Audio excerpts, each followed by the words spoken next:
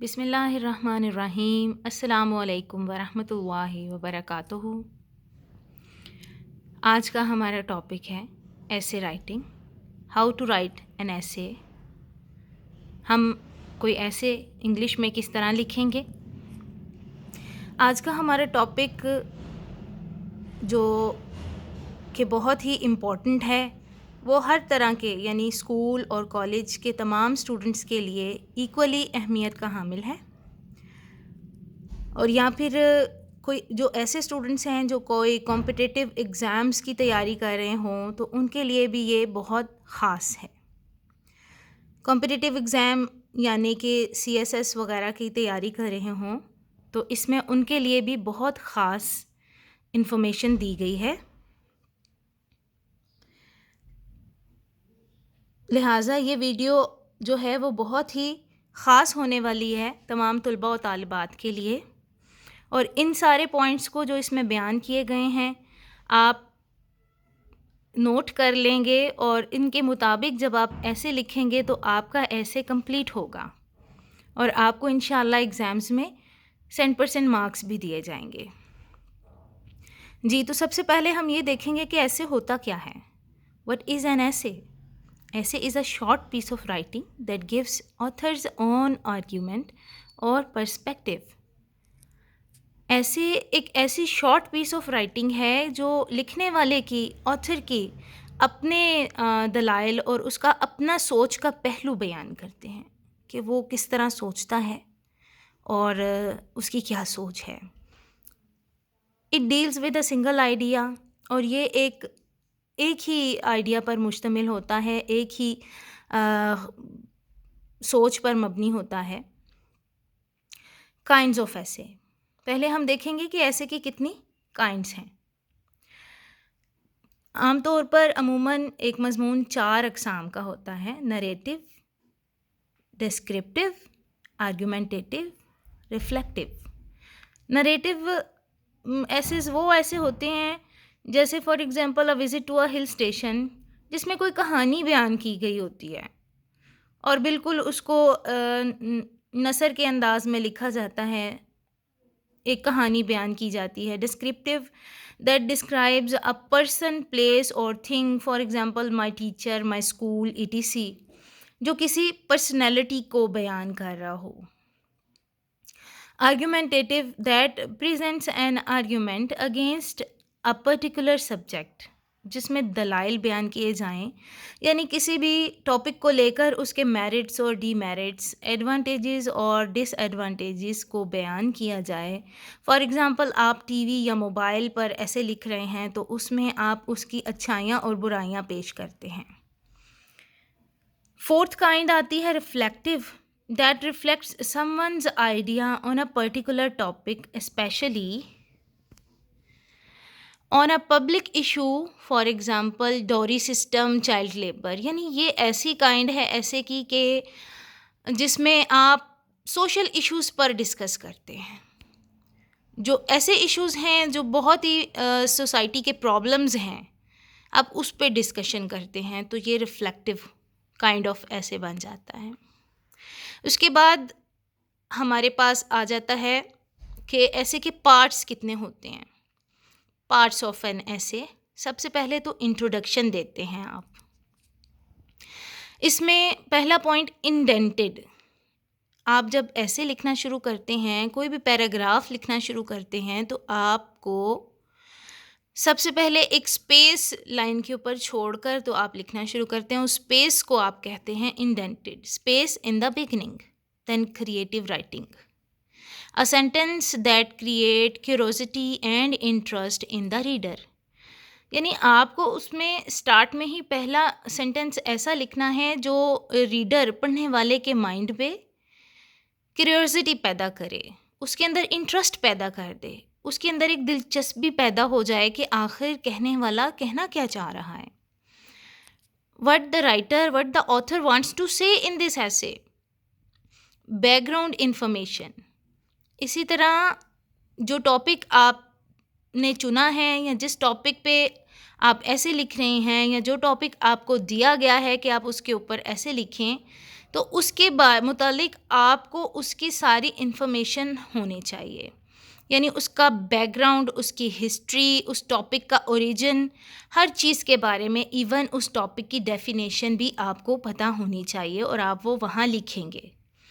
Then introduction में आप की सेंटेंस लिखते हैं, यानी स्टार्ट द एसे विद की sentence. It is also called topic sentence, pilot sentence. It is so very important sentence, और ये ऐसा फ़िक्रा होना चाहिए कि पढ़ने वाले को पता चल जाए what the topic is all about.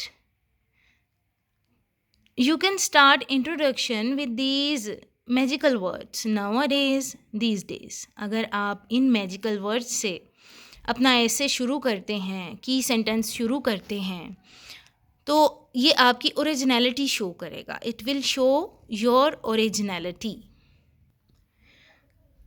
इसके बाद एक और पॉइंट है जो आपने नोट करना है और ख़याल रखना है, start your essay with a question. This is one of the best method because it creates curiosity and interest in the reader. For example, is it good to use mobile और not? यानी अगर आप ऐसे का की sentence को सवालिया रखते हैं, एक सवाल से शुरू करते हैं, तो 110% पढ़ने वाले के माइंड में इंटरेस्ट और क्यूरोसिटी पैदा हो जाती है। सवालिया फ़िक्रा से आगाज़ करें तो रीडर का इंटरेस्ट बढ़ जाएगा, और जो उसको अच्छा मानते होंगे वो देखना चाहेंगे कि इसमें क्या गलत है, और जो उसको गलत मानते होंगे वो इस मज़मून में ये देखना चाहेंगे कि इसमें क्या अच्छाई है। For example, it is often said that for example corruption या population is one of the most important issues prevailing in the society etcetera. इसके बाद ये पहले हमने इंट्रोडक्शन को डिस्कस किया। अब नेक्स्ट पार्ट 2 जो इसका आता है वो है body of an essay. We can divide it in paragraphs according to the length of the essay. मज़मून की लंबाई के मुताबिक हम मुख्तलिफ़ पैराग्राफ्स में उसको तकसीम कर सकते हैं। टॉपिक रिगार्डिंग लेंथ होती है ऐसे की। तो para 1 support the main idea. Para 1 में आप जो लिखेंगे वो लाइंस ऐसी होनी चाहिए जो मेन आइडिया को सपोर्ट करें। In any paragraph 2 sentences are important. First and the last sentence of the paragraph are mostly important. वो इसलिए इम्पोर्टेंट होते हैं कि फर्स्ट सेंटेंसेस जो है वो क्रिएट करते हैं, पहला सेंटेंस जो है वो क्रिएट करता है क्यूरोसिटी, और वो की सेंटेंस होता है। कोई भी पैराग्राफ आप लिखते हैं उसका पहला सेंटेंस क्यूरोसिटी क्रिएट करने वाला होना चाहिए, जो हिट करे रीडर के माइंड को। लास्ट सेंटेंस ऐसा होना चाहिए that satisfy the interest and curiosity of the reader and he must satisfy with your point of view. यानी लास्ट सेंटेंस उस पैराग्राफ का ऐसा होना चाहिए जो क्यूरोसिटी फर्स्ट सेंटेंस की वजह से रीडर के माइंड में पैदा हुई थी, उस क्यूरोसिटी को सेटिस्फाई करे। You can use examples also. You can add some short story, facts, data, research, etc. And most important is unity of order. Every sentence should be connected to other sentence and related to main theme. यानी हर sentence जो है वो एक दूसरे से connect होना चाहिए, बेरब्त ना हो। आपका बयान, आपने जो भी लिखा है उसमें रब्त पाया जाए, बैलेंस पाया जाए, एक दूसरे से रिलेट करते फ़िक्रात हों। You should right the events in a chronological sequence और ऑर्डर। यानी आप क्रोनोलॉजिकल ऑर्डर में लिखेंगे। जैसे कि आप किसी भी टॉपिक को लेके ऐसे लिख रहे हैं तो आप तरतीबवार उनके हालात व वाक़यात बयान करेंगे। तरतीब से पहले ऐसा वाक़या पेश आया, उसके बाद ऐसे हुआ, इस तरह आप बयान करेंगे। ये नहीं कि पहले होने वाला वाक़या बाद में बयान कर दिया और बाद में होने वाला वाक़या पहले बयान कर दिया। ऐसी बेढंगापन नहीं होना चाहिए आपकी लिखाई में। You can start with according to experts. Research has found that there are many people who argue that, और आप इससे आपका ऐसे बहुत ऑथेंटिक लगता है जब आप इस तरह के लाइन्स से शुरू करते हैं, इस तरह के फ्रेजेस से शुरू करते हैं अपना ऐसे का paragraph.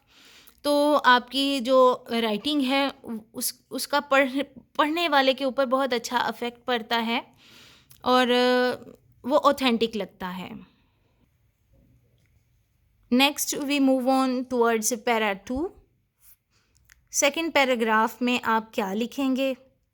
You should write such sentences which support the main idea. इसमें भी आप मेन आइडिया को सपोर्ट करने वाले सेंटेंसेस ही लिखेंगे। Also we can use different phrases, for example in addition to, furthermore, more over.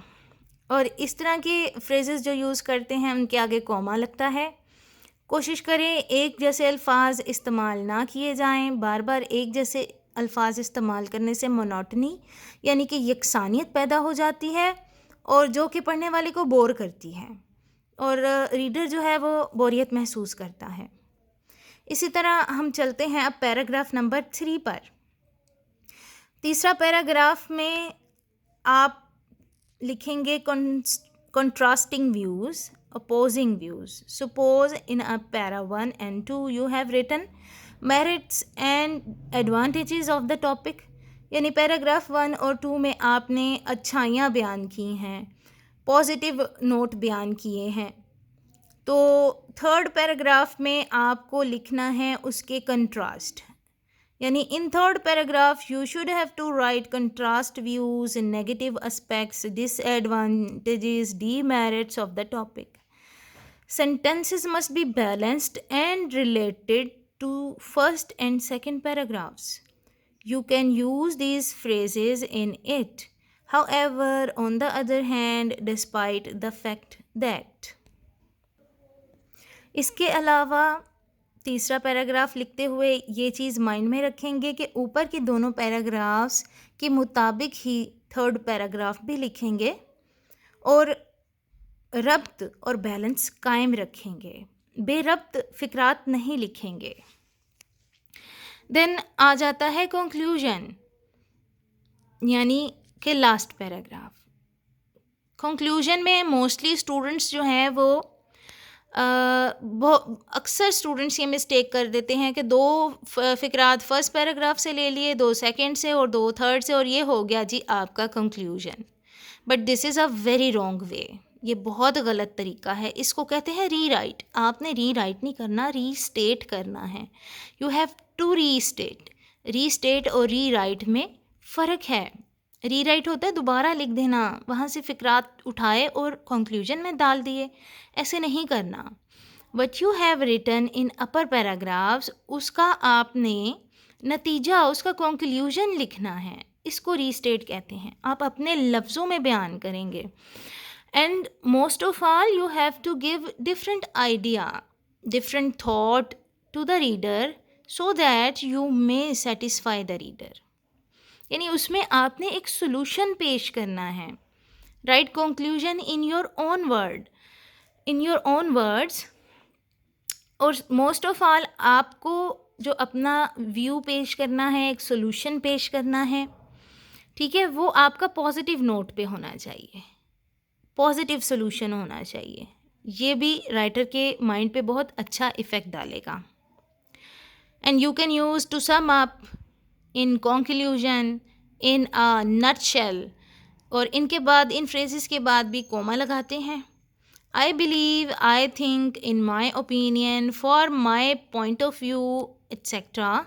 आप ये भी इस्तेमाल कर सकते हैं और ये बहुत ही अच्छा इम्पेक्ट डालता है जब आप ऐसे अल्फाज इस्तेमाल करते हैं। एक और कॉमन मिस्टेक है जो मोस्टली स्टूडेंट्स करते हैं, इसको भी आप अपने माइंड में रखिए। अकॉर्डिंग टू मी, ये जो अकॉर्डिंग टू मी लिखना है ये गलत है। ये फ़िक्रे को गलत कर देगा। अकॉर्डिंग टू जो है, अकॉर्डिंग टू थर्ड पर्सन के लिए इस्तेमाल होता है और आप तो फर्स्ट पर्सन है, लिखने वाला तो फर्स्ट पर्सन है, तो अकॉर्डिंग टू नहीं यूज़ करेंगे अपने लिए। आप इन माय ओपिनियन यूज़ करेंगे, आई थिंक यूज़ करेंगे, in my point of view use करेंगे। जैसे अकॉर्डिंग टू जो है वो यूज़ होता है, जैसे for example according to Aristotle, according to that person. So if you are writing your own views you should write in my opinion. This gives good impression. ये भी अच्छा और बहुत भा जाने वाला अंदाज़ होगा आपका लिखने का। और यहाँ पे हमारा टॉपिक जो है वो ख़त्म होता है, और उम्मीद करती हूँ कि आपको ऐसे राइटिंग के तमाम पॉइंट्स अच्छे से समझ में आ गए होंगे, और मेरी दुआ है कि आप इन तमाम पॉइंट्स से भरपूर फ़ायदा उठाएं और अच्छा और बेहतरीन ऐसे राइटिंग डेवलप करें। और इंशाल्लाह अब जब आप इन सारे पॉइंट्स को माइंड में रख के ऐसे लिखा करेंगे तो इंशाल्लाह आपका ऐसे कंप्लीट होगा, ऑथेंटिक होगा और बहुत ही पुरअसर होगा। जज़ाकुमुल्लाह खैर, फ़ी अमानिल्लाह।